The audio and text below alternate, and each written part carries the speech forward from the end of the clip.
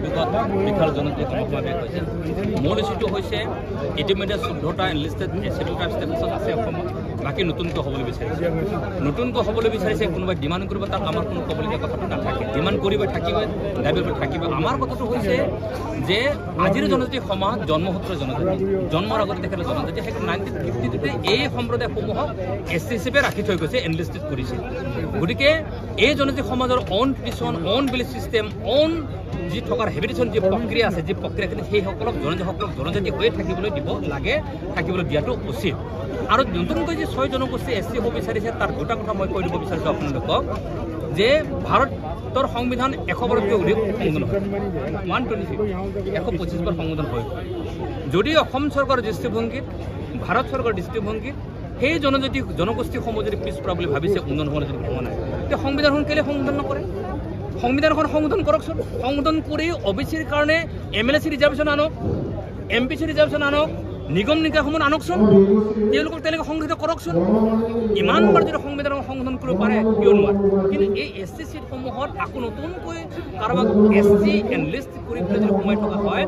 এবৰিজিনেল যিসকল SC schedule tribe আছে তেখেতসকলৰ কালচাৰ তেখেতসকলৰ চিন্তা তেখেতসকলৰ আইডিঅলজি তেখেতসকলৰ সংস্কৃতি তেখেতসকলৰ পৰিৱেশটো বিনষ্ট হ'ব তাৰ উদাহৰণ ছেকেণ্ডটো হৈছে কি আপোনালোকে চাব চৰ্চা চলি আছে অবিভক্ত গোৱালপাৰা জিলাৰ কোচ ৰাজনীতিসকল পিছপৰা 96ত যদি আপোনালোকে চাবলৈ যায় যে অকল কোচ ৰাজনীতিসকলৰ কাৰণে 6 মাহ অৰ্ডিনেঞ্চটো দিছিলে 6 মাহ অৰ্ডিনেঞ্চটো দিওঁতে আপোনালোকে চাব all medical college all engineering college all cotton college all চাকৰি লৈ লয় আৰু লগে লগে এজন বিধায়ক পুৰণিত মাজুলীৰ পৰা হৈ আছে গতিকে আহোমৰ নিচিনা সম্প্ৰদায়ক যদি আকৌ SC কৰি দিয়া যায় আপোনালোকে নিজে ভাবে গতিকে আকাংক্ষা আমাৰ আছে সেইখিনি আশ্বস্ত আজিৰ ভাৰত চৰকাৰখন অসম চৰকাৰখনে এবৰিজিনেল ST সকলক আজিলৈকে কৰিব পৰা নাই সেইকাৰণে আমাৰ প্ৰশ্ন হৈছে আমাৰ উত্তৰটো হৈছে এই ধৰণে তেখেতসকলক যদি আপোনালোকে মৰ্যাদা দিব বিচাৰিছে সংৰক্ষণৰ যদি মৰ্যাদা দিব বিচাৰিছে অবিচিটো আছে OBC হিচাপে তেখেতসকলক অল পলিটিকেল পাৰপাছত ৰিজাৰ্ভেশ্যন চিষ্টেমটো আনি দিয়ক মই ভাবোঁ নতুনকৈ কোনেও ST হ'বলৈ নিবিচাৰে 3 নম্বৰ কথাটো হৈছে 2016 চন আজিৰ বিজেপি নেতৃত্বৰ চৰকাৰখনে যদি আপোনালোকে চাবলৈ যায় যে অল জনজাতি ৰাইজ এই চৰকাৰখনৰ লগত আছিল আৰু সেই সময়ত আনকণ্ডিশ্যনেল ছাপোৰ্টটো আছিল হোৱাই তাৰমানে খিলঞ্জীয়াৰ এখন চৰকাৰ লাগে জাতি ভিত্তি মিলি চৰকাৰ এখন লাগে যাতে বিদেশীৰ আগ্ৰাসনে অসমখনক ধ্বংস কৰিব নোৱাৰে গতিকে আজি যদি আপোনালোকে চাবলৈ যায় তেতিয়াহ'লে ডাইৰেক্ট লৰ ইণ্ডিয়াত যদি আপোনালোকে চাবলৈ যায় 40টা সমষ্টিত জনজাতি মানুহ যদি নহয় তেতিয়াহ'লে এনেও চৰকাৰখন আহিব নোৱাৰে গতিকে জনৰাইজক অসন্তুষ্ট কৰিলে এনেও চৰকাৰখন আহিব সেইকাৰণে মোৰ আহ্বান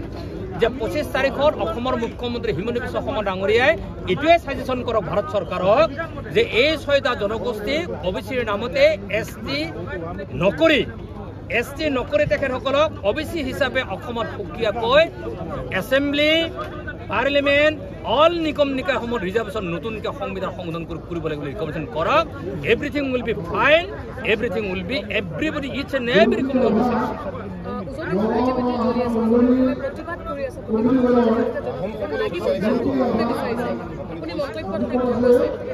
আপোনালোকে চাব আমি সকলোৱে গম পাওঁ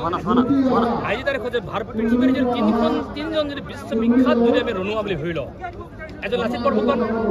হয় লাচিত বৰফুকন কোন আহোমৰ সুপুত্ৰ বুলি সেনাপতি সুপুত্ৰ হয় কেইশ বছৰ শাসন কৰিছে 600 বছৰ ৰাজত্ব কৰিছে 600 বছৰ ৰাজত্ব কৰাৰ পিছতো যদি তেখেতসকলৰ উন্নয়ন হোৱা নাই তেওঁলোকৰ দৃষ্টিভংগী যদি উন্নয়ন হোৱা নাই তেখেতসকলেও দাবী কৰক যে আমাক OBC হিচাপে MLC ৰিজাৰ্ভ কৰি দিয়ক OBC হিচাপে আমাক পাৰ্লিমেণ্ট ৰিজাৰ্ভ কৰি দিয়ক ডিব্ৰুগড় সমষ্টিটো কেলে নিবিচাৰে OBC ৰিজাৰ্ভেশ্যন কৰক লখিমপুৰ সমষ্টিটো কেলে তেখেতসকলে নিবিচাৰে তেওঁলোকে শিৱসাগৰ যোৰহাট সমষ্টিটো কেলে নিবিচাৰে বিচাৰকচোন তেওঁলোকৰ তাৰ পৰা ৰিপ্ৰেজেণ্টেশ্যন কনফাৰ্ম হোৱাৰ লগে লগে সকলোৱে ছেটিছফাইড হ'ব মোৰ আহোম জনগোষ্ঠীৰ প্ৰতি মোৰ সহযোগিতা সহমৰ্মিতা আছে মোৰ আহ্বান আছে তেখেতসকলক যে এবৰিজিনেল STৰ লগত তেখেতসকলে ST হোৱাতকৈ সেই দাবীটো উত্থাপন কৰক চৰকাৰক বাধ্য কৰক ট্ৰাইবেলসকলে ট্ৰাইবেলৰ কাৰণে তেখেতসকলে OBCৰ কাৰণে ফাইট কৰক চৰকাৰৰ কাৰণে দুয়োটাৰ কথা শুনিবৰ কাৰণে বাধ্য আৰু এটা কথা আপুনি মন্তব্য যে যদি 45 লাখে যদি চাপোৰ্ট উঠাই দিয়ে নাই এইটো হ'বই ডেফিনেটলি হ'ব কেনেকৈ চাব আপোনালোকে চাব হিষ্ট্ৰী পঢ়িব ভাৰত স্বাধীন হোৱাৰ আগতে ট্ৰাইবেলসকল হিন্দু নাছিলে কিয় নাছিল আমি মূৰ্তি পূজা কোনোদিন নকৰোঁ এতিয়া আমি বলি বিধান কৰোঁ আমি গতিকে যিহেতু আমি মূৰ্তি পূজা কৰোঁ প্ৰকৃতিক পূজা কৰোঁ জলবায়ু বতাহ পানী অগ্নি আমি পূজাটো কৰোঁ হিন্দু আমি নাছিলোঁৱেই ভাৰতবৰ্ষৰ সংবিধানখন হোৱাৰ পিছত আমাক হিন্দু বনাই দিয়া তে আমি যদি হিন্দু বনাই দিয়াৰ পিছত আমি হিন্দুত্বৰ যদি আমি স্বীকাৰ কৰিব পাৰোঁ স্বীকাৰ আমি এতিয়া কৰি লৈছোঁ স্বীকাৰ কৰি লোৱাৰ পিছত যদি আকৌ ট্ৰাইবেলসকলৰ অস্তিত্ব লৈ যদি বাৰে বাৰে ভাবুকি আহে তেতিয়া 1952 আগলৈকে আমি ঘূৰি যাব তেতিয়া কি হ'ব তেতিয়া 2016 চনত যিটো চিন্তা কৰি এই চৰকাৰখন আহিছিল সেই চিন্তাৰ পৰা দূৰত যাব গতিকে সকলো কাৰণে মংগল কৰক অসমখন সুৰক্ষা কৰা তেখেতসকলে দায়িত্ব লওক যিয়ে যিটো পজিশ্যনত আছে সেই পজিশ্যনতে সুৰক্ষা দিয়াৰ ব্যৱস্থাখিনি কৰক অসমখন সকলোৱে হাঁহিব সুখেৰে আমি থাকিব পাৰিম